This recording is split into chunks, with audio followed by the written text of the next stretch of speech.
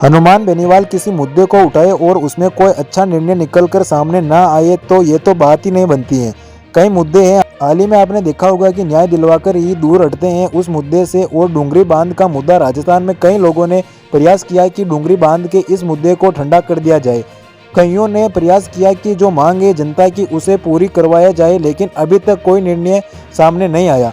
हाल ही में कुछ समय पहले किरोड़ीलाल मीणा ने भी इस स्टेटमेंट दिया था कि किसी के साथ गलत नहीं होगा, निरीक्षण किया जाएगा, स्टेटमेंट मांगा जाएगा, सब कुछ होगा, उसके बाद ही कोई भी एक्शन लिया जाएगा। बात करें नरेश मीणा की तो उन्होंने भी बहुत वक्त तक इस मामले को लेकर आवाज उठाई और हाल ही में तो अपने भगत सिंह ब्रिगेड को प्रमोट करने में जुड़े हुए हैं। लेकिन जब उन्होंने मुद्दा उठाया था तब आवाज काफी बुलंद थी उनकी भी। लेकिन इस वक्त पे जब हम बात करें आज की तो मुद्दा उठा रहे हैं हनुमान बेनीवाल। हाल ही के एक उन्होंने लोकसभा की सभा में ये मुद्दा उठाया कि डूंगरी बांध पर रोक लगनी चाहिए और जो भी उसका पूरा प्रोसेस है वो सभा में रखा।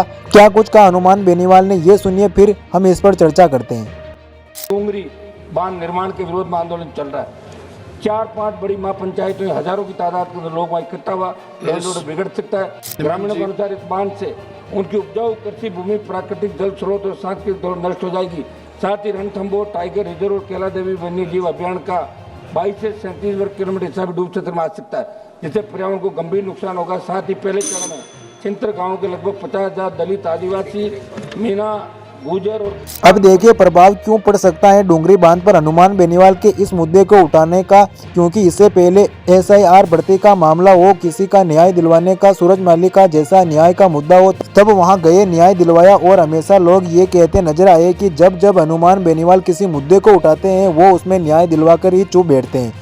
अब यहाँ पर अगर आप देखिए कि धरातल पर गांव में जाकर लोगों से मिलवाया, ये सब तो हनुमान बेनीवाल ने किया था, लेकिन उनके कार्यकर्ता हो या कोई भी वहां नजर नहीं आया था। लेकिन अब जब बात लोकसभा की आती है तो वहां पर अगर वो मुद्दा उठा रहे वो तो बहुत सारी सोच समझ के की गई एक पहल की यहाँ पर उठाना, धरना प्रदर्शन करना। शायद इस बार उन्होंने ये तकरीब नहीं आजमाई, सीधा मुद्दा उठा डाला। और आप देखेंगे तो हाल ही में ये चीजें भी सोशल मीडिया पर चल रही हैं कि कुछ युवा चेहरे दिल्ली में मुलाकात करके बैठे थे हनुमान बेनीवाल से और रखा भी था ये मुद्दा कि भाई हमारे क्षेत्र का ये मुद्दा आप उसे उठाइए लोकसभा में।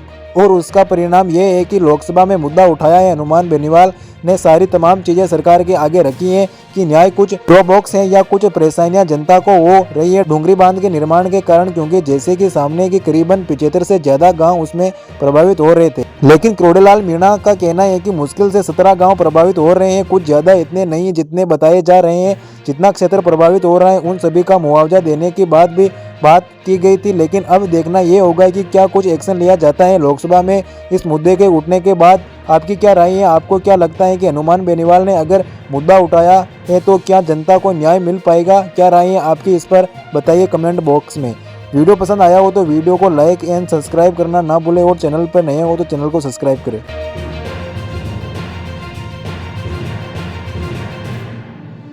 मीणा ने भी इस पे स्टेटमेंट दिया था कि किसी के साथ बात करें नरेश मीणा की तो उन्होंने भी बहुत भगत सिंह ब्रिगेड को प्रमोट करने में जुटे हुए हैं। लेकिन जब उन्होंने भगत सिंह ब्रिगेड